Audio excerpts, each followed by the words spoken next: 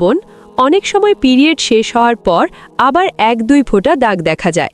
হানাফি মাযহাব মতে 10 দিনের ভেতরে যা কিছু দেখা যাবে সবটাই হায়েজের অন্তর্ভুক্ত, তাই তাড়াহুড়ো করবেন না। আবার সন্দেহবশত অযথা গোসল দেরিও করবেন না। সাদা স্রাব বা শুষ্কতা দেখার সাথে সাথেই গোসলের প্রস্তুতি নেবেন। গোসল ফরজ হওয়ার গুরুত্ব। এখন প্রশ্ন আসতে পারে, রক্তপাত তো বন্ধ হয়ে গেছে, আমি কি এমনিতেই নামাজ পড়তে পারবো? না বোন, রক্তপাত বন্ধ হলেও গোসল করা আপনার ওপর ফরজ।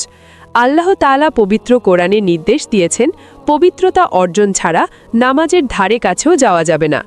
যতক্ষণ আপনি পবিত্র শরীয়তসম্মত গোসল না করবেন ততক্ষণ পর্যন্ত নামাজ পড়া, রোজা রাখা। ফরজ গোসল অবস্থায় সুবহে সাদিক হলে রোজা হবে, কিন্তু দ্রুত গোসল করে নিতে হবে।